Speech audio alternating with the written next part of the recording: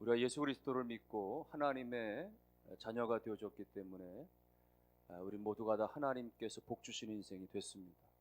하나님이 우리를 지키시고 하나님이 우리를 보호하시니까 그거보다 더 큰 인생의 복은 없는 것입니다.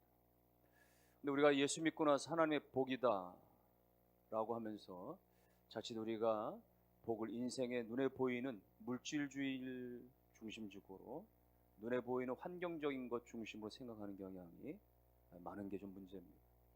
그래서 살면서 뭔가 재난이 없고 사고가 없고 혹은 무병장수하고 아니면 좋은 직장을 얻거나 혹은 사업이 성공하고 말이죠. 혹은 명문가의 자녀들과 결혼을 시키고 사돈을 맺고 이렇게 되어지면 이런 것들이 복받은 거다. 그렇게 생각하고 그런 것들만 추구하는 경향들이 오늘 우리로 말미암아서 기복주의 종교관으로 흐르게 만드는 거예요. 그리고 하나님의 그 복음을 값없이 만드는 겁니다. 예수 그리스도께서 우리를 십자가를 대신 져주신 그 놀라우신 구속의 그 복음을 우리가 세상 것들만 추구하는 복으로 전락시키면 너무나 값싼 복음으로 만들어 버리는 것입니다.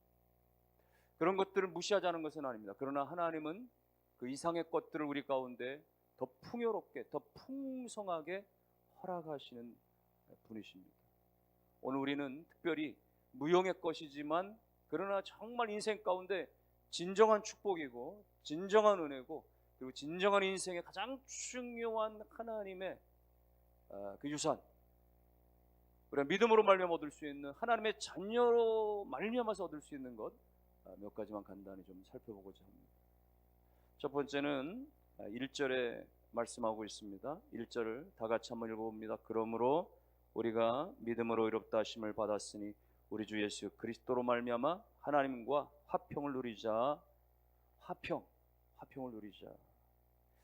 사람들은요, 삶의 행복이 좀 편안한 것에 있다고 생각해요. 삶의 행복이 좀 풍요로운 것에 삶의 행복이 있다라고 생각을 해요. 그래서 더 편리하게 좀 더 큰 배기량, 좀 더 큰 자동차가 좀 행복을 가져올 거라고 생각하고 좀 세련되고 멋진 큰 규모의 주택을 가져야 그래야 행복을 가질 거라고 생각을 해요. 그래야 풍족한 것이 곧 행복이다. 근데 여러분 기억하십시오. 편리함, 편안함, 이것이 진정한 행복은 아니라는 것.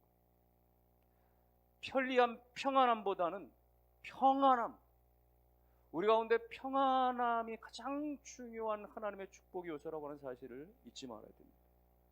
잠언은 이렇게 기록했습니다. 마른 떡 한 조각만 있고도 화목한 것이, 잠언 17장 1절에 제육이 집에 가득하고도 다투는 것보다 나으니라. 여러분, 말라 비틀어진 떡 조각만 가족들이 먹고 있어도 서로 격려하고 축복하고 화목한 것이 상다리가 부러지도록 말이죠, 넘치도록 육선이 가득한, 그러면서도 서로 시기하고 질투하고 싸우고 난리하는 가정보다 훨씬 더 낫다 이거예요. 뭐가 축복이냐 이겁니다. 진정한 것은 물질에 있는 것이 아니라 평안에 있는 것이고 화평에 있다는 것입니다. 그러므로 여러분, 돈으로는 편리한 것 가질 수 있어요. 돈으로는 좀 더 편안한 것 살 수 있습니다. 그러나 많은 돈 가지고 절대로 평안함은 살 수가 없습니다. 화평함은 돈으로 살 수 있는 것이 아닙니다. 그런데도 불구하고 사람들은 더 많이 벌면, 더 많이 모으면 그것이 우리를 화평케 할 거라고 착각을 끊임없이 합니다. 그래서 죽기 살기로 버는 거예요. 계속 모으는 거예요. 통장의 잔고가 늘어가는데, 부동산과 주식의 가치도 올라가는데 근데 여전히 만족스럽지 못합니다.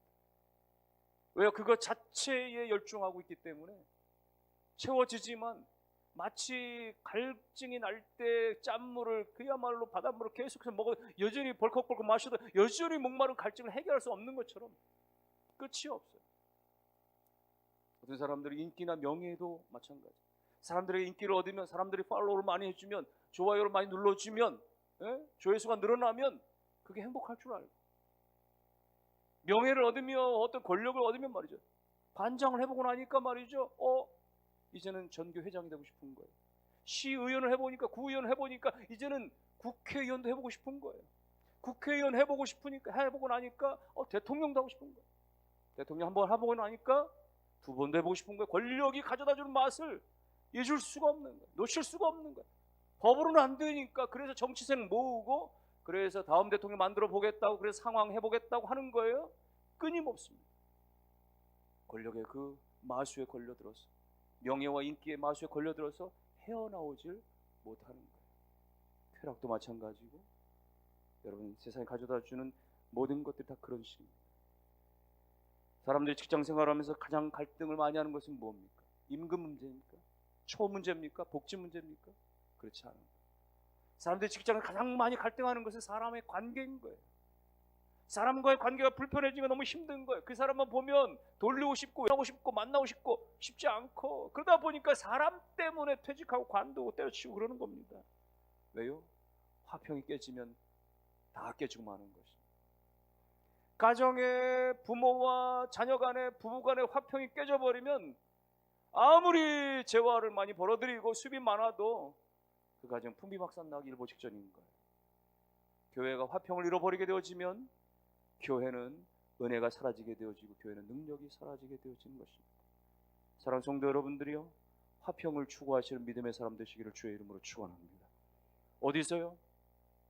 사람들은 그래서 평안을 한번 찾아보겠다고, 그래서 화평을 찾아보겠다라고 명상 수련도 하고, 도를 배우는 데도 가보기도 하고, 수련도 해보기도 하고, 멍 때리는 곳에서 가보기도 하고, 다 해봅니다. 스포츠에 열광하고 빠져보기도 해요. 근데 그게 진정한 기쁨, 화평을 가져다 주지 않는 거예요. 진정한 화평은, 진정한 평안은 물질의 세계에서 오는 것이 아니라 하늘로부터, 하나님께로부터 온다는 사실을 깨달으시기를 주의 이름으로 축원합니다. 세상이 알지 못합니다. 세상이 결코 줄 수 없는 평안함은 오직 하나님 아버지께로부터 오는 것입니다. 어떤 화가가 자녀들을 데리고 캔버스 앞에서 붓을 들고 그림을 그리면서, 얘들아 오늘은 아빠가 화평이라고 하는 주제로 멋진 그림을 그려줄게 하고서 바다를 그리는데요, 바다가 막 그냥 파도를 치고 그냥 막 거센 파도가 아빠 이게 무슨 화평이야. 조금만 기다려봐. 거기 배 한 척을 그렸습니다. 멋진 배를 그렸는데 배도 역시 파도에 일렁이면서 출렁거리고 말이죠, 흔들거리는 말이죠. 그런 상황이니까 아빠 배가 지금 흔들리는데 조금만 더 기다려봐. 그 안에 사람들을 그리는데 말이죠, 그 안에 타고 있는 이 객실의 사람들이 모두가 놀랍게도 평안한 모습인 거예요. 아빠 이거 이상하잖아. 바다가 이렇게 흔들리는데, 배가 흔들리는데 왜 사람들의 얼굴이 다 평안스러워지지? 이거 안 맞잖아. 조금만 더 기다려봐. 화가 아빠는 마침내 배 이제 손두에 있는 선장실을 그리고 거기 키를 잡고 있는 한 분의 이 사람을 그리시죠. 그때서야 이 아이는 손뼉을 치면, 아 알겠다 아빠. 이렇게 바다가 넘실거리고 배가 출렁이는데도 불구하고 사람들이 평안하게 서 있는 것은, 안전하게 보이는 것은 그 배의 키를 잡고 있는 분이 예수님이기 때문에 그렇구나. 사랑하는 성도 여러분들이요, 우리 인생 가운데, 우리 항해 가운데 끊임없이 요동치는 다양한 부분에 우리를 넘실거려 그야말로 전복시키려고 하는 우리 가정을, 우리의 자녀들을, 우리의 인생을 그야말로 날마다 그렇게 전복시키려고 하는 세상에 숱한 파도가 있다고 할지라도, 우리 항해의 주인이 되시고 우리의 인생의 배의 키를 잡고 계신 분이 하나님이실진데, 하나님 안에 맡기기만 하면, 내 인생의 그 키를, 내 인생의 그 인도를 하나님의 손에 맡기기만 하면, 하나님 어떠한 풍파 가운데서도, 어떠한 환난 가운데서도 하나님 나와 우리 가정 가운데 평안함을 허락해 주실 줄로 믿습니다. 그 평안이 오늘 우리 가운데, 세상에 할 수도 없고 세상에 줄 수도 없는 그 평안. 여러분 그 평안은요, 하나님과 나와의 관계에서부터 시작되는 사실을 깨달아야 돼요. 사람과의 관계 이전에 하나님과 나와의 관계. 그래서 오늘 본문에서 4절에서 1절에서 말이죠, 그리스도 예수 안에서 하나님과 화평을 누리자. 예수로 말미암아 하나님과 화평을 누리자. 하나님과의 화평을 말씀하고 있는 거예요. 아버지와의 관계가 더 중요해요. 생각해보죠. 집안에 가족들이 다 있는데 아버지하고 아들이 뭘로 인해서 신경전이 일어나고 마침내 말다툼이 일어났어요. 분위기가 완전히 깨져버렸어요. 썰렁해져 버립니다. 한순간에 집안 분위기가 막 그냥 이상해지죠. 그때 여러분은 엄마가 아무리 맛있는 음식을 차려온다고 해서 그 분위기가 개선되겠어요? 집안에 멋진 고상한 클래식 음악을 틀어놓는다고 해가지고 집안 분위기가 달라지겠습니까? 그렇지 않은 거예요. 아버지와 아들의 관계가 회복되기 전까지는 사과하거나 이해하거나 용서하거나 이렇게 관계가 회복되기 전까지 그 집안 분위기는 이미 다 완전히 냉랭해지고 만 거예요. 마찬가지로 하나님과 우리와의 관계 속에서 우리의 죄로 말미암아 하나님과의 관계가 깨져 버렸어요. 우리가 하나님께 나아갈 수도 없거니와 우리는 늘 죄인의식 가지고 불편하게 하나님 앞에 늘 그렇게 말이죠, 고개를 움츠리고 말이죠, 못난 인생 가운데 살 수밖에 없었는데 예수 그리스도께서 우리의 죄를 대신 십자가에 대속해 주심으로 말미암아 그 화목제리 제물이 되오신 예수님의 그 화평의 제물 때문에 하나님과 그 아버지와 우리 관계가 회복된 거예요. 회복되고 났기 때문에 우리의 심령이 화평으로 넘쳐나게 되어지니까 거기서부터 비롯된 아버지와의 관계의 화평은 곧 나의 삶의 화평으로, 그래서 하나님과의 관계가 회복되니까 가정의 화평도 이루어지게 되어지고 내가 모든 자리 가운데 하나님 주신 평안이 넘치게 되는 것. 예수 그리스도로 말미암아 하나님과 관계의 화평이 여러분 가운데 다 넘쳐나시기를 주님의 이름으로 축원합니다. 축원합니다. 우리가 예수를 믿기 때문에 하나님의 자녀가 됐기 때문에 얻어줄 수 있는 두 번째 축복은 그분 안에서 은혜의 삶을 사는 것입니다. 은혜의 생활을 사는 것입니다. 2절 말씀 다 같이 읽어봅니다. 또한 그로 말미암아 우리가 믿음으로 서 있는 이 은혜에 들어감을 얻었으며 하나님의 영광을 바라고 즐거워하느니라. 아멘. 은혜에 들어갔다. 이거 무슨 말이에요? 은혜 안에 살게 됐다는 거죠. 예수 믿음으로 말미암아 하나님의 은혜 안에 살게 되어졌다는 거예요. 은혜 가운데 우리가 들어가게 되어졌다는 것입니다. 은혜로 말미암아 하나님 앞에 나아가게 되어졌다라고 하는 말씀인 거예요. 은혜입니다. 과거 구약시대 때는요, 아무도 하나님 앞에 직접 나갈 수가 없었어요. 그 누구도. 심지어 제사장들도 마찬가지예요. 성막이 있고 성막에는 성소가 있고 지성소가 있는데 지성소는 일반 제사장들 출입 금지, 지성소는 오직 대제사장 한 명만 들어갈 수 있어요. 대제사장도 1년에 딱 하루, 정해진 날 딱 하루만 들어갈 수 있는 거예요. 대제사장은 들어갈 때 그의 옷에 방울을 답니다. 그리고 몸에 밧줄을 묶어요. 그리고 들어가서 거기서 떡상을 관리하고 그리고 법궤 앞에서 하나님의 음성을 듣고 하나님 앞에 간구하고 중보하고 그런 것이죠. 지성소는, 법궤가 있는 지성소는 하나님이 임재하시고 하나님 말씀하시는 유일한 곳인 거예요. 구약시대 때는 그랬어요. 딸랑딸랑 제사장이 이리 가고 저리 가고 움직일 때마다 밖에서 소리가 들리지만 혹여라도 대제사장도 뭔가의 죄로 말미암아 하나님 앞에서 즉사하면 누군가가 들어서 그 시체를 끌어나올 수가 없으니까, 지성소는 누구도 들어갈 수가 없으니까 정적이 흐르고 시간이 흘러도 움직이지 않으면 밧줄을 끌어내서 잡아당겨서 대제사장을 끌어내는 방법밖에 없는 것이죠. 누구도 들어갈 수 없는 거예요. 일반 백성 누구도 들어갈 수 없어요. 이건 대제사장만 들어갈 수 있다고 해서 모든 사람들에게 불허됐다는 이야기예요. 하나님께 나아갈 수 있는 길이 없었던 것이에요. 하나님 만날 수 있는 길이 없었던 것이에요. 예수 그리스도께서 이걸 해결해 주신 것이죠. 수없이 1년에 한 번씩 그렇게 제물을 바쳐야만 하는, 소를 바치고 양을 잡고 그렇게 바쳐야만 하나님께 겨우 중보의 은혜를 받을 수 있었던, 대속의 은혜를 받을 수 있었던 그 시대를 넘어서서 예수 그리스도께서 십자가에 달리심으로 단 한 번의 제사로 영원히 더 이상 우리가 제사할 수 필요가 없을 정도로 예수 그리스도의 그 보혈의 능력으로 말미암아 성소의 휘장은 갈라지고 찢어지고 막혔던 담이 무너져 버리고 하나님께 우리가 당당히 나아갈 수 있는 그 은혜를 허락받은 줄로 믿으시기를 바랍니다. 우리 힘으로 나가는 게 아니에요. 우리의 자격으로 나가는 게 아닙니다. 우리의 노력으로 나가는 게 아닙니다. 내 어떤 이름으로 나가는 게 아니에요. 목사의 이름, 장로의 이름, 권사의 이름으로 나가는 게 아니에요. 30년 교회 다녔다고 하는 그런 경력으로 주님 앞에 나가는 게, 아버지 앞에 나가는 것이 아닙니다. 오직 하나님이 허락하신 예수 그리스도의 십자가의 그 은혜로 말미암아 나가는 거예요. 그래서 이 은혜는 공짜로 받은 것입니다. 공짜로 받은 거예요. 여러분, 공짜기 때문에 행복한 것입니다.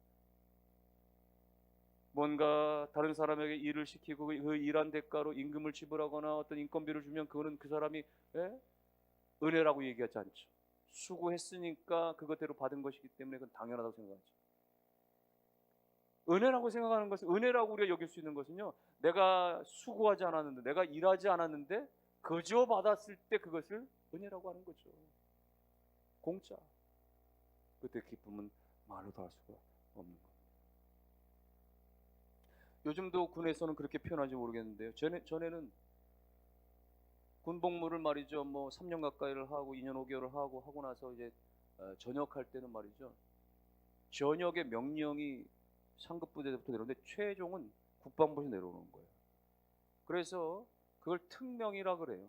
수많은 명령, 작전도 있고 여러 가지 말이죠, 훈련도 있고 다양한 명령인데 입대와 이 말이죠, 전역은 국방부의 명령이기 때문에 특명이라고 합니다.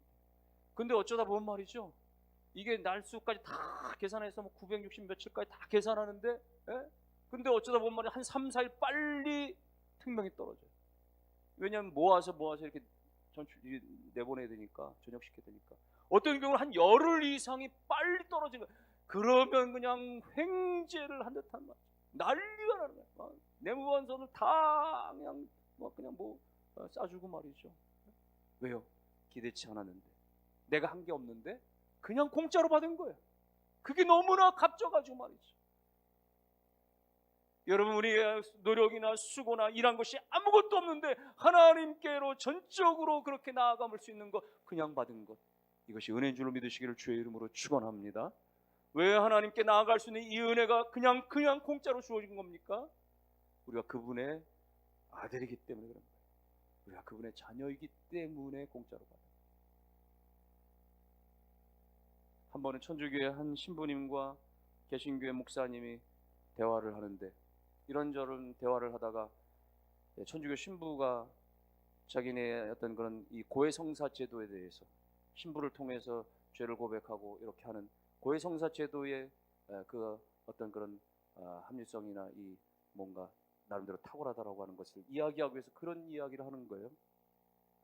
우리가 대통령을 만날 때도 직접 나가지 못하고 비서실을 경유해서 약속을 잡고 만나고 그렇지 않습니까? 그 이야기는 뭐예요? 우리가 하나님께 나아갈 때도 성모 마리아를 통해서 혹은 신부님을 통해서 이렇게 고해하고, 그래서 사죄의 은총을 받고 그러는 것이다라고 설명을 하는 것이죠. 그런데 개신교 목사님이 말하기를, 아니 그렇죠.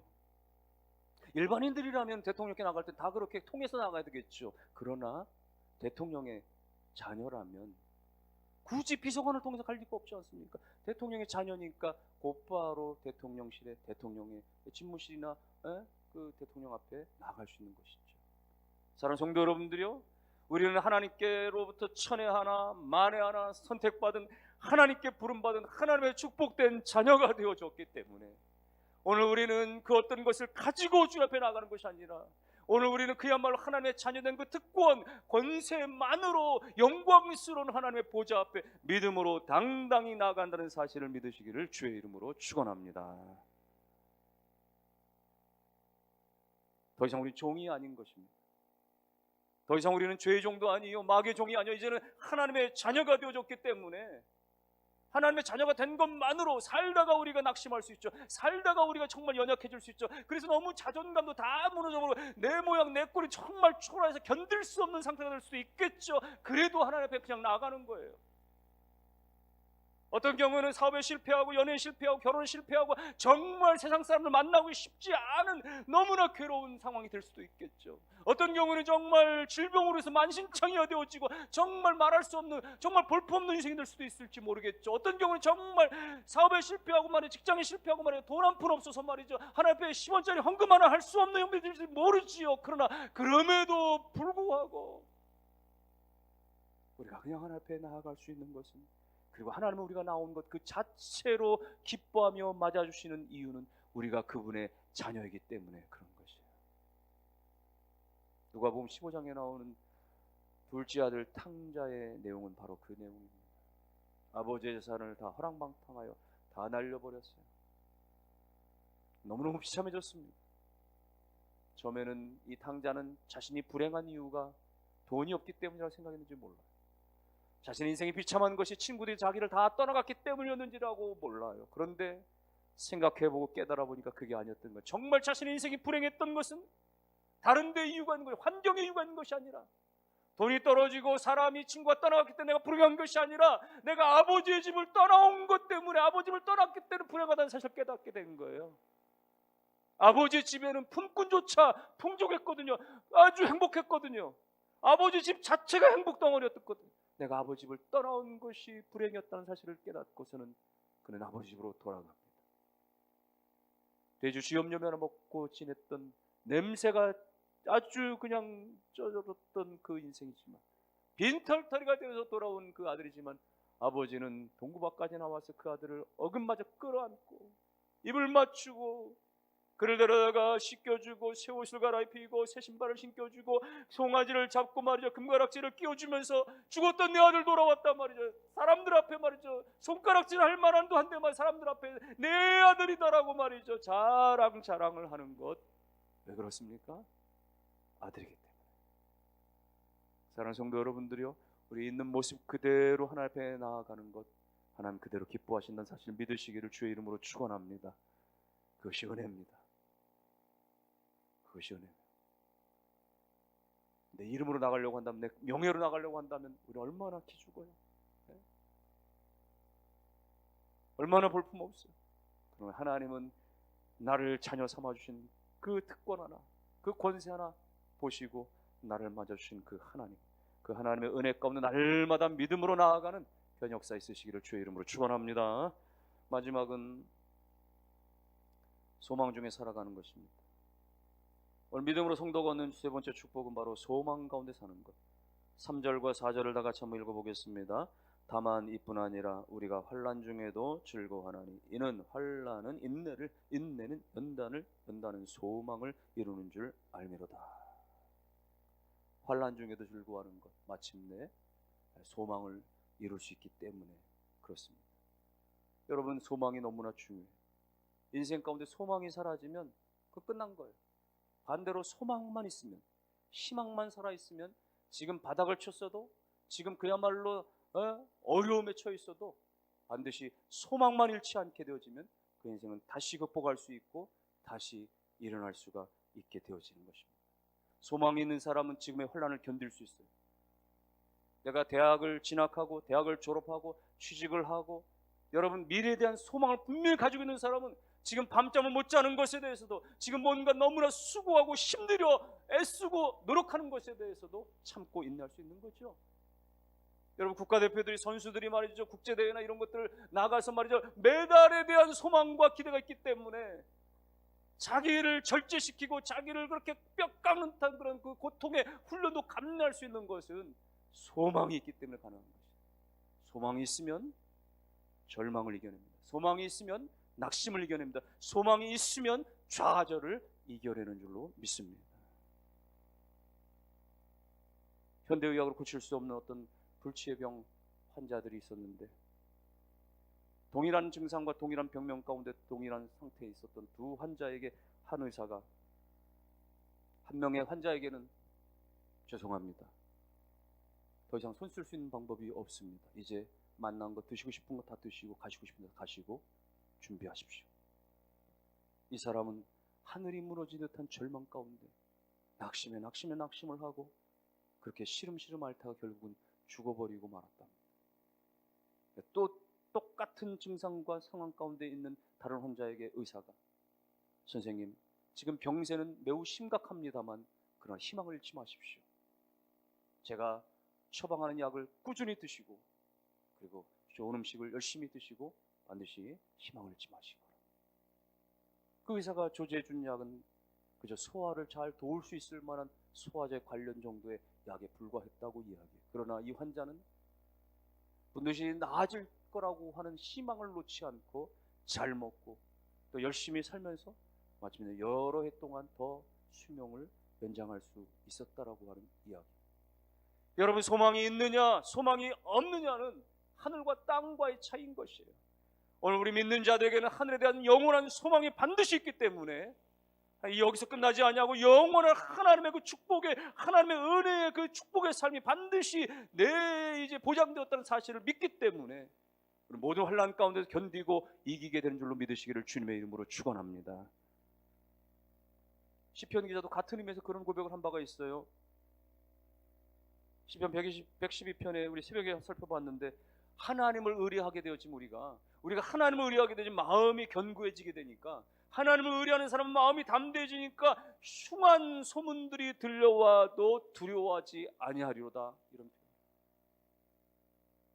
여러분, 전쟁의 소문이 들려오고 전염병의 소문이 들려오고 개인적으로는 말이 질병이 여러 가지 엄습해 오고 또 실패와 여러 가지 어떤 그런 그 시련과 등등의 고통의 여러 가지 흉한 소문들은 누구에게나 있을 수 있는 거예요. 어떤 사람들에게 다 있을 수 있는 거예요. 예외가 없어요. 그런데 우리가 하나님을 의뢰하면은 우리의 마음에 견고함을 주시기 때문에 어떤 흉측한 소문이 있다고 할지라도 절대로 두려워하지 않게 되어진다는 사실. 여러분, 하나님을 의뢰하심으로 말미암아 그 소망 가운데 든든하여 흔들리지 않는 삶이 되시기를 주님의 이름으로 축원합니다. 무엇보다 여러분, 지식으로 끝나지 마시고 아는 것으로 끝나지 마시고 이 하나님이 가져다 주는 화평과 이 하나님이 가져다 주는 이 은혜와 이 하나님 안에서의 아름다운 소망을 여러분의 삶 속에서 누리며 사실 수 있기를 주님의 이름으로 축원합니다. 누리는 게 중요해요. 미국의 아주 부자 동네에 한국 교민이 열심히 악착같이 돈을 벌어가지고 큰 저택을 샀답니다. 수영장도 있고 정원도 아주 커다란 저택을 샀는데, 그런데 이 주인은 하루 종일 뼈 빠지게 일만 함으로 말미암아서 그 저택에서 제대로 쉼을 누리지 못해요. 누가 이 저택의 모든 환경들을 누리느냐? 그 집 가정부. 아침에 출근해가지고는 1시간 동안 청소하고 엄청난 고가의 아주 사운드가 좋은 그 음악을 들으면서 1시간 소파에서 쫙 음악을 듣고 나서는 빨래를 돌리고, 그리고 나서는 말이 수영장 가서 수영을 또 1시간 쫙 하고 나서는, 그러고 나서 어느 정도 정리하고는 주스 한잔 마시고 오후에 퇴근하는 거예요. 그러면 밤늦게 주인이 돌아옵니다. 주인은 파김치가 되어 돌아와서 소파에 너부러져서 드라마 한 편 보다가 그냥 골아 떨어져 잠들어버려요. 그 큰 침실을 놔두고 소파에 쪽잠을 자다가 또 새벽같이 일어나서 또 일 털어나가고, 그러면 다음날 또 가정부가 출근해가지고 어제 못 다 들었던 그 엄청난 그 음악의 그걸 다 듣고 또 그렇게 수영을 하다가 그렇게 퇴근하고. 여러분, 누가 누리는 것입니까? 가진 것이 중요한 것이 아니라 누리는 것이 중요하다는 사실을 이야기하고 있습니다. 비슷한 이야기로 미국의 아주 유명한 할머니 하나가 말이죠, 얼마나 구수였는지, 자기 아들이 발에 병이 났는데도 불구하고 그 치료를 그냥 미루고 아끼다가 결국 발을 절단해서 평생 이 장애인으로 살아가게끔 되어진 그 정도. 자기 자신은 말이죠, 오트밀을 그냥 좀 이게 따뜻하게 데워서 먹어야 되는데 그 따뜻하게 데우다 보면 돈이 들어가니까 그래서 그거 아끼겠다고 항상 평생 찬 음식만 먹을 정도로. 나중에 이 할머니가 죽었을 때 그의 병명은 영양실조였다. 놀랍게도 그분의 통장에는 1억 달러, 우리 돈 1,300억 원의 돈이 들어져 있었다. 히티 그린이라고 하는 이름의 이 할머니는 미국 역사상 가장 지독한 구두쇠로, 그러나 정말 불행한 삶을 살았던 인물로 그렇게 전해지고 있는 겁니다. 여러분, 성경은 뭐라고 말씀하느냐? 가지는 것이 중요한 것이 아니라 누리는 것을 말씀하고 있어요. 전도서 6장 2절 말씀에 어떤 사람은 그의 영혼이 바라는 모든 소원에 부족함이 없어 재물과 부요와 존귀를 하나님께 받았으나 하나님께서 그가 그것을 누리도록 허락하지 아니하셨으므로 다른 사람이 누리나니 이것도 헛되어 악한 병이로다. 사랑하는 성도 여러분들이요, 받은 것도 중요합니다마는 그러나 누리는 것이 더 중요하다는 사실을 깨달으실 수 있기를 주님의 이름으로 축원합니다. 만날 없다 무엇이 부족하다 한탄만 하지 마시고 이미 내게 주어진 것, 이미 내가 가지고 있는 것들을 감사함으로 누릴 때에 그때에 풍족하게 하시고 풍성하게 하시는 하나님의 역사 가운데 있으시기를 주님의 이름으로 축원합니다.